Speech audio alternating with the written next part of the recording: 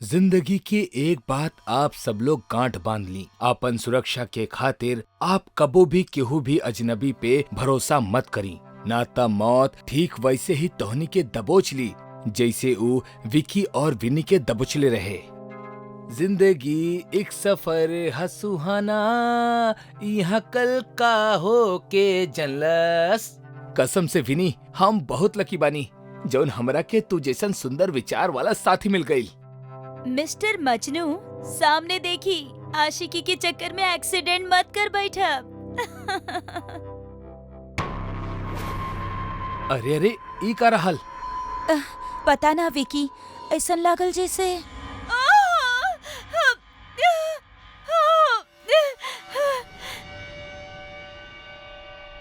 Please हमरा के बचाला please. अरे के बाड़ा तू? हमार नाम रंजन हा। हम यहाँ से जात रहनी हा कि तब पे अचानक हमार कार के डीजल खत्म हो गई। तब एक तू अंदर आवा। पागल हो गइल बड़ा विकी। इतना रात में कोनो अनजान आदमी हमनी की गाड़ी के सामने आवेला और तू ओकरा के अंदर बिठा रहल बड़ा। देखा, कुछ गलत हो गइल त? विन्नी, ओकर हालत देखा यार, ओकरा हमार जरूरत बा। प्लीज बचा ली हमरा के, अब ना तो हम मर जाए। बचा ली हमरा के। विकी, गाड़ी चलावा। अरे विन्नी तू। विकी, हम कहनी ना, गाड़ी चलावा। ओके ओके, काम डाउन, कूल डाउन। विन्नी की बात मान के विक्की अपन कार के आगे बढ़ा लेलस, लेकिन कार के आगे बढ़त ही विन्नी के अपना फैसला पे शक हो उठल। ऊ यह सोच के दुविधा में पड़ गई कि कहीं इस सचमुच में एगो जरूरतमंद इंसान तो नहीं है, और अगर ऐसन भइल त का कोनो जरूरतमंद इंसान के ऐसे रास्ता में घायल अवस्था में छोड़ के ऐसे ही चल जाब सही बा? यह सब सोचत सोचत ऊ बैक व्यू मिरर से रंजन की ओर दिखलस। प्लीज बचा ली हमरा के। विकी, गाड़ी रोका। आर यू श्योर? विकी, ओकरा हॉस्पिटल छोड़ के हमने निकल जाए।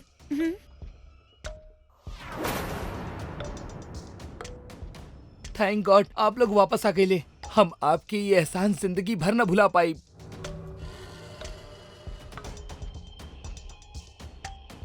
बाय द वे रंजन, हमार नाम विकी हा और इहा विनी। हाय, का भइल रहे तोरा साथे? हम एगो बिजनेस डील के खातिर कहीं जात रहनी, लेकिन इस सड़क पे आवत ही हमार कार अचानक से झटका लेवे लागल। झटका? ई प्लेन सड़क पे झटका? बिल्कुल, यह बात हम भी सोचले रहनी।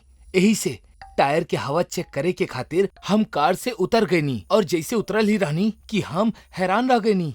हैरान काहे खातिर? वहाँ प्लेन ना कच्चा सड़क रहे, जहाँ 1000 से ज्यादा गड्ढा रहे। ई का बकवास बा? हमार भी रिएक्शन आपके जैसन ही रहे विनी जी। यही से हम डर के मारे टायर के हवा चेक कैले बिना ही तुरंत कार में बैठ गईनी। कार के स्टार्ट करनी, लेकिन कार स्टार्ट ना भइल। डर के मारे हमार पसीना छूटे लागल। तब बे हमार नजर फ्यूल मीटर पे गई, तो हम दिखनी की कार में डीजल ही नहीं थे, जबकि हम चले से पहले ही फुल टैंक करवले रहनी। लेकिन अब कार में एक भी बूंद डीजल न रहे। और तब बे अरे ये बदबू कैसन?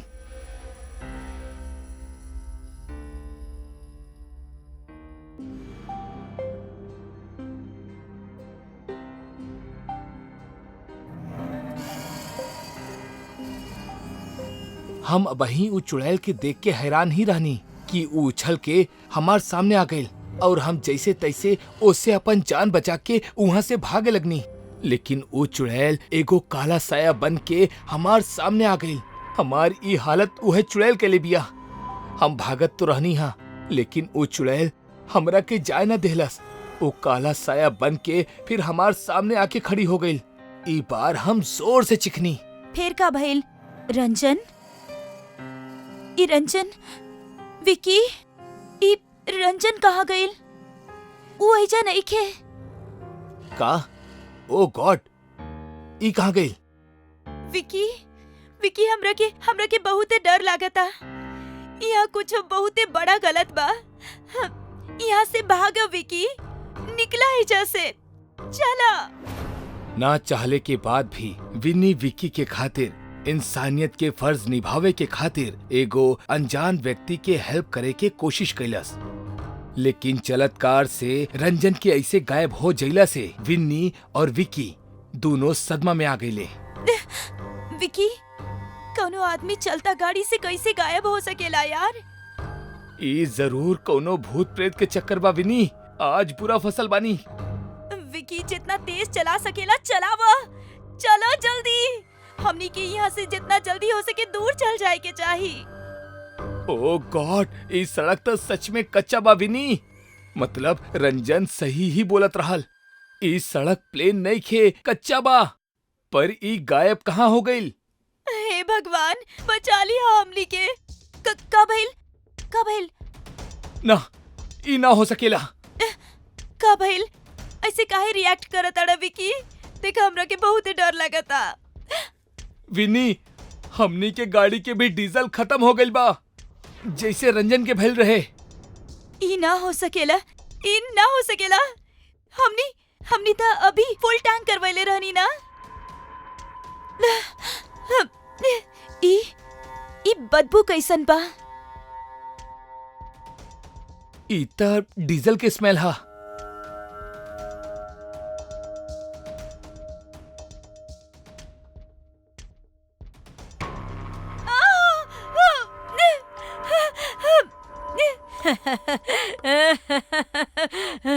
सॉरी, हमें तो हार डीजल चुरैले बानी।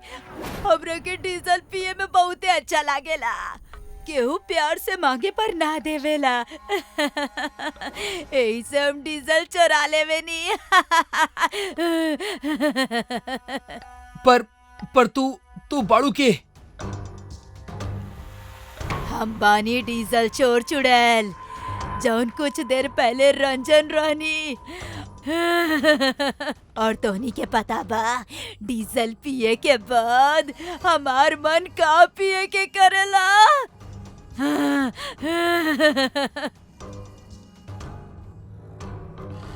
ताजा गरम गरम इंसानी खून। विनी, भागा! डीजल चोर चुड़ैल से बचल कठिन ना, नामुमकिन बा। विकी, वो देखा मंदिर। हम सुनले बानी भूत प्रेत मंदिर में ना घुस सकेले। हमनी उहे चलल जा। चला। हम कहले रहनी ना, डीजल पिए के बाद हमरा के खून पियल पसंद बा। ओकरा पिलैले बिना तू निष्ठुर लोग यहाँ से कहीं ना जा सकेला।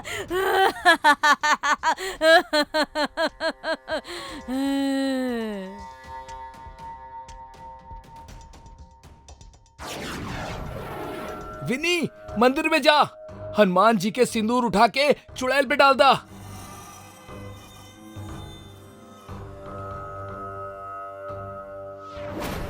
अब हम तोहार सिर खाए वाला बानी।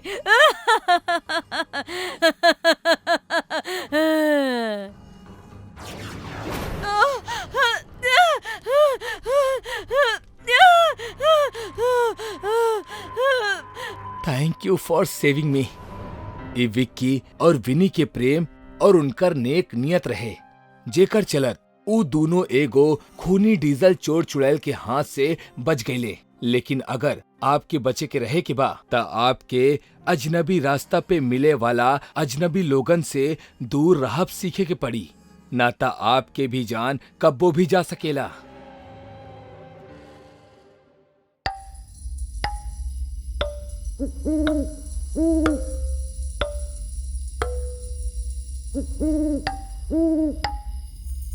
अरे हाँ दादाजी, हम समझ गए नहीं आपकी बात।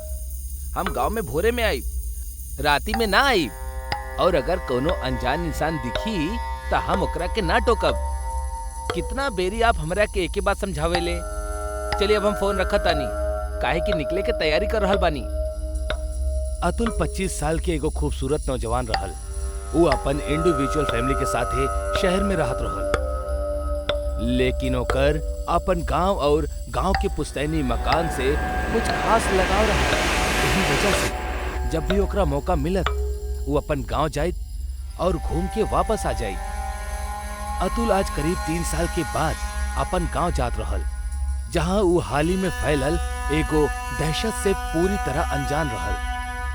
आज पूर्णिमा के दिन रहल।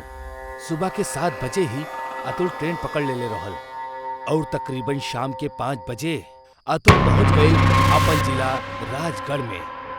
यहाँ से ओकर गांव करीब 5 किलोमीटर दूर रहल। अतुल स्टेशन पर उतरेला और बाहर निकल के अपना गांव जाए खातिर सवारी के तलाश करेला, लेकिन वो ये देख के हैरान रह जाला कि वहाँ मौजूद एक भी सवारी राजगढ़ जिला के कौना भी गांव जाए खातिर तैयार ना रहल। तब बे अतुल एगो टांगे वाला से बात करेला। अरे ओ भैया, सुना जरा, कि तू लोग गांव में जाए खातिर काहे तैयार ना बड़ा? कोनो भूत प्रेत बका भैया? अरे कहाँ से आयल बड़ा भैया? का तोहरा राजगढ़ के 14 गांव में फैलल दहशत के बारे में नहीं के मालूम? तू ई का बात के गोल गोल घुमा रहल बड़ा? साफ साफ बतावा ना, आखिर बात का बा? अरे भाई साहब, ये वक्त वो किस्से के जिक्र करे में भी डर लागेला। बस इतना समझला, आज पूर्णिमा की रात है।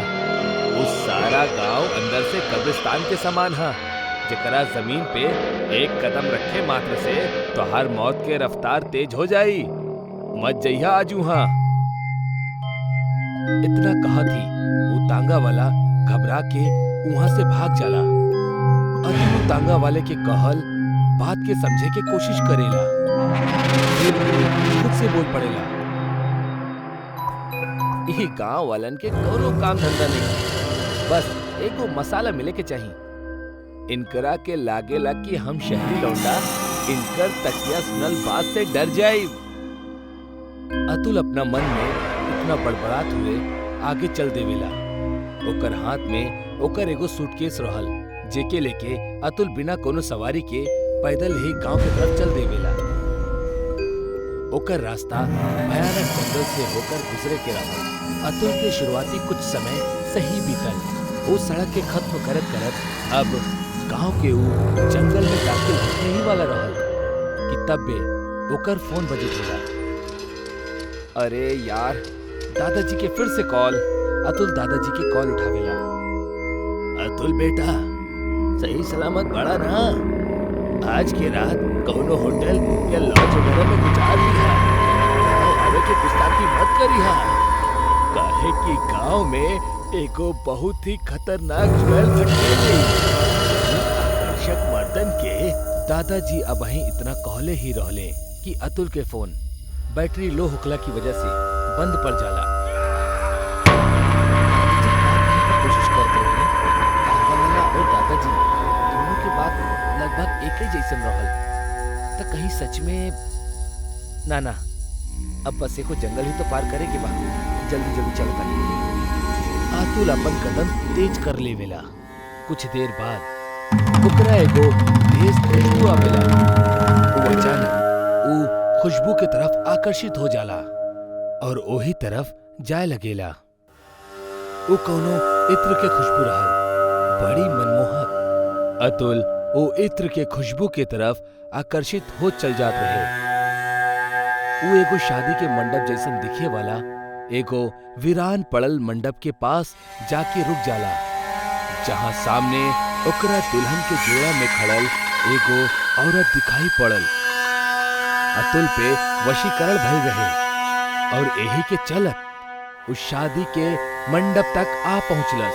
एकरा बाद अतुल धीमे धीमे मंडप के अंदर दाखिल होखेला और फिर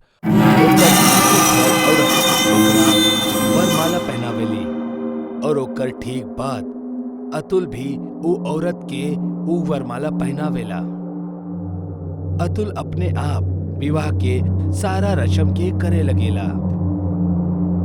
विवाह संपन्न हो जाला के बाद अतुल अचानक से बेहोश हो जाला और जब ओकर आंख खुलेली तब वो होश में आ चुकल रहल और अपन कंट्रोल में रहल। ओकर पूरा शरीर में एगो भयानक दर्द हो उठल रहे। अतुल वो दर्द से परेशान उठे के कोशिश करत रहल, लेकिन ई का अतुल के हाथ और पैर दोनों किनारा से बंधल रहे। तब्बे ओकरा अपना सामने एगो औरत घूंघट में आवत दिखाई देवेली। वो औरत के देख के अतुल चीखब और चिल्लाइल शुरू कर देवेला। के बाड़ू तू और हमरा इस तरह काहे कैद करके रखले बाड़ू? फिर वो औरत आपन घूंघट उतारेली। ओकर चेहरा देख के अतुल के पूरा शरीर कांपे लागेला।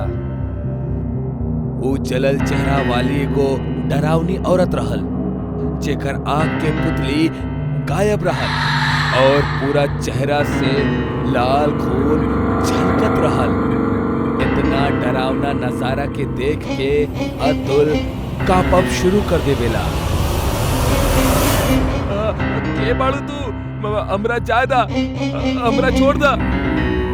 वो औरत अतुल के करीब आवेली और फिर ओसे एगो भारी आवाज में कहेली, हम तहरा से शादी करके तहरा यहाँ ले आईनी, बाकी हमरा के मालूम पड़ गइल कि तू हमार पति नहीं खा। ऐसे अब तहरा के मरे के होई। हमरा मत मारा, छोड़ दा हमरा के, जा दा हमरा के। अतुल वो डायन से रहम के भीख मांगत रहल, लेकिन रहम इंसानन में होखेला, डायन और पिशाचन में ना। अतुल के ठीक बगल में रखल खंजर हवा में अपना आप उठेली और वो खंजर अतुल के सिर से आर पार हो जाली, जैसे अतुल तड़प तड़प के मौत के नींद सो जाला। अतुल के भी मृत शरीर गांव के बूढ़े चौराहा पर मिलेला, जहाँ वो विधवा डायन से शिकार भइल लोगन के मृत शरीर मिलेला। अतुल के लाश के बगल में कुछ लोग इकट्ठा भइल रहले और तब अतुल के दादाजी वहां पहुंच जाले और ओकर लाश देख के रोअब शुरू कर देवेले। अरे हम मना कैले रहनी, गांव में सूर्यास्त के बाद मत आइहा। ओ अभागन डायन जान ले ली। हम आगे कुछ बताई कि तब में फोन कट गल रहे। हे भगवान, ये सब का हो गई? ये विधवा डायन की कहानी बहुत अलग है। गांव वालन के मुताबिक ऐसन डायन सिर्फ मर्दन के शिकार करेली और वो मर्दन के जौन जवान बाड़े और शादी के लायक बाड़े। विधवा डायन के दास्ता ई बयां करेली कि 2 साल पहले ओकर शादी भइल रहे। शादी के तकरीबन 1 महीना बाद तेज बिजली के झटका लगला की वजह से ओकर पति के मौत हो गई। शादी के 1 महीना बाद ही वो विधवा हो गई। बस यह शोक में वो खुद के जान ले लेलस। लेकिन कुछ लोग इहो बतावेले कि वो खुदकुशी ना कैलस, बल्कि गांव के ही कुछ वैशी दरिंदा लोग ओकर पति के ना होखे की मजबूरी की वजह से ओकरा घेर ले और ओकर बलात्कार क के ओकरा मौत के घाट उतार देले। अब आखिर में ये घटना के का सच है, ई त केहू के भी ठीक से नहीं खे पता। लेकिन लोगन के मुताबिक वो औरत के मरद ही वो एगो विधवा डायन के रूप में जन्म लेहलस और शाम ढलला के बाद वो राजगढ़ में छिप छिप के नजर रखेली और जैसे ही ओकरा कोनो जवान युवक दिखेला ओकरा अपना इत्र के वश में क के ओकरा से शादी कर लेवेली। और जब ओकरा पता चलेला कि वो ओकर पति नहीं खे तो ओकरा जान से मार देला।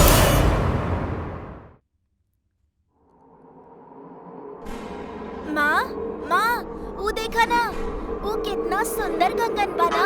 चलो ना माँ, लेवल जाओ। हाँ, कंगन तो बहुत सुंदर बा और कीमती बा। बाकी बेटा, ऐसे रास्ता में पड़ल कौनो भी वस्तु के हाथ ना लगावे के चाहिए। पता ना कि सामान के साथ कौन वाला तोहरा साथ चल देवे।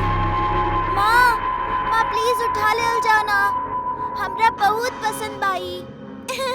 कितना सुंदर बाना।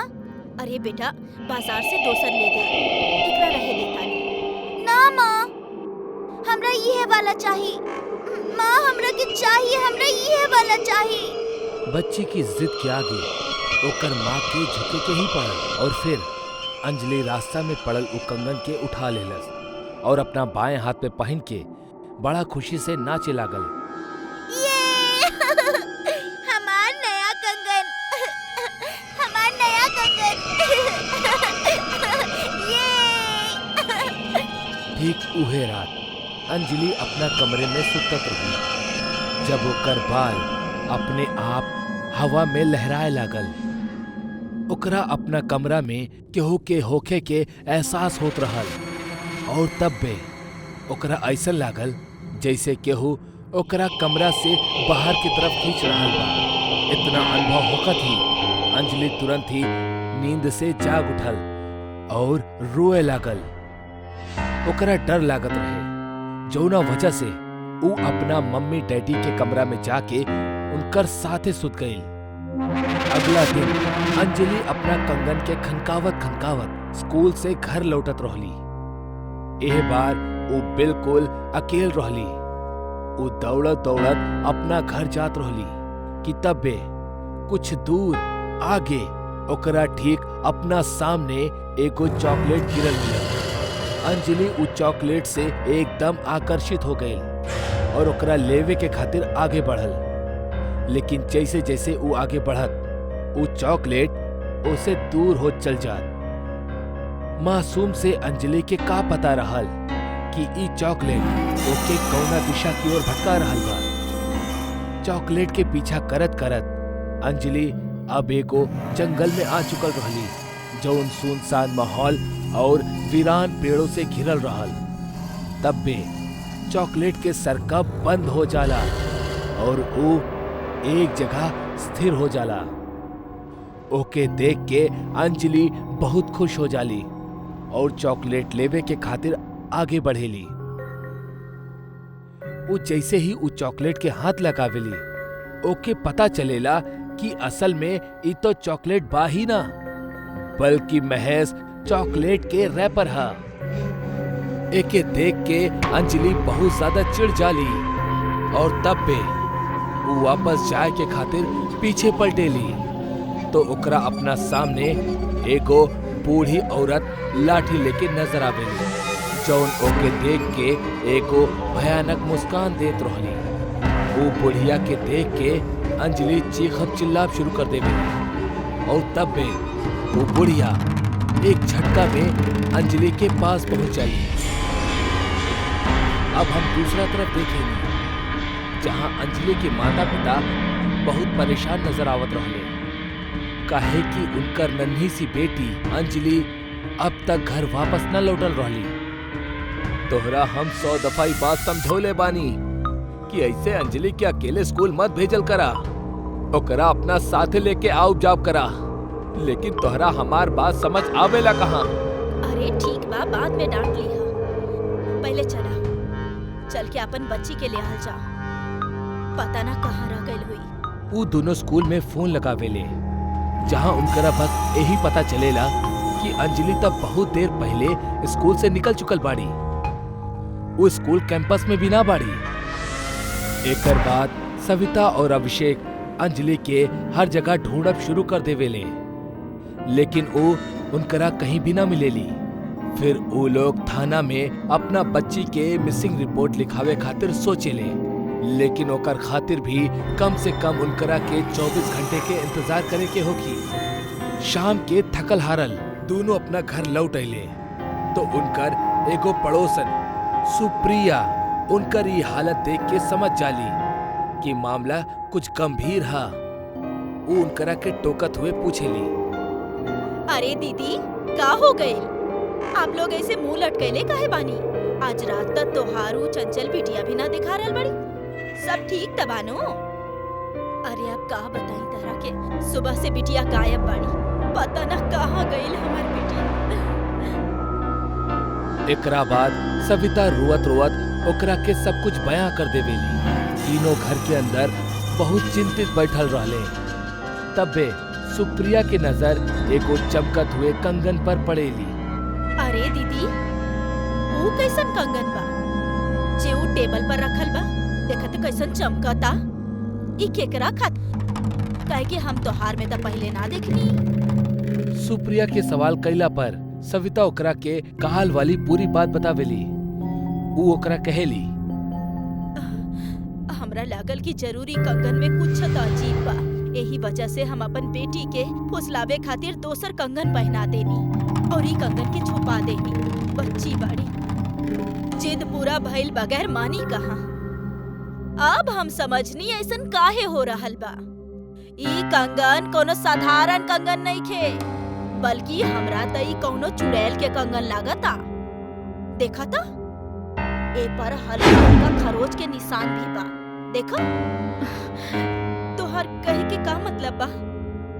मतलब साफ बा कि ई कंगन कोनो चुड़ैल के बा जे सड़क पे तोहनी के मिलल। और काहे कि ओकरा के तोहनी ले एलू, ए वजह से ऊ चुड़ैल अब कौनो भी कीमत पर आपन ई कंगन चाहेली और उहे कंगन के खातिर तोहर बेटी के अकेला पाके ओकरा अगवा कर ली। तो अब हमनी के का करे के चाहिए? अभी तो एके रास्ता बाचल बा, ऊ चुड़ैल के ओकर कंगन लौटा द। बाकी कैसे? एगो काम कइल जाओ। तोहरा वो सड़क याद बा जहाँ ई कंगन पड़ल मिलल रहे? हाँ, हमरा बढ़िया से याद बा। वो फाटक वाला रास्ता। हाँ, तो देर कौना बात के, तुरंत वहाँ चलल जाओ। अगर कंगन वहाँ मिलल रहे त ई तय बा कि ऊ चुड़ैल के वास उहे इलाका के आसपास होई। बाकी एकरा से हमार बच्ची हमरा वापस कैसे मिली? अरे जैसे हमनी ओकरा के कंगन लौटा देब ना, बच्ची भी वापस कर देब। देखा, हम ई बेतुकी भूत प्रेत के बात ना मानीला, लेकिन अगर ऐसन कुछ कह के हमके हमार बेटी सही सलामत मिल सकेली त हमके जल्द से जल्द जाए के चाही। ओकर बाद तीनों उस सड़क पे जाले और फिर वो कंगन के ले जाके रख देवेली और वही जे खून के कुछ कतरा भी गिरा देवेली, जैसे आकर्षित होके वो चुड़ैल वहां तक पहुंच जाओ और बिना कोनो शर्त के वो बच्ची के लौटा दे। एकर बाद करीब 2 घंटा तक वो तीनों एगो दीवार के पीछे से लगातार वो चमचमात कंगन पर नजर रखत रहले और आखिरकार उनकरा के वहाँ एगो बूढ़ी औरत आवत दिखाई देवेली। वो एगो चुड़ैल रहली जौन कंगन के करीब आवेली और जैसे ही वो कंगन के पहने ली, वो अचानक से कौनो महफिल के अप्सरा बन जाली, बहुत खूबसूरत और जवान। अपन कंगन लेके वो चुड़ैल विलुप्त हो जाली और एकर अगला ही पल अंजलि भागत भागत ऊ तरफ आवेली और अपना मम्मी डैडी से लिपट के रोवे लगेली। यही से बूढ़ा बुजुर्ग अक्सर कहेले कि वो अनजान इंसान और अनजान सामान से हमेशा सचेत रहे के चाहिए, वरना कई बार एकर अंजाम हमार सोच से भी परे साबित हो सकेला।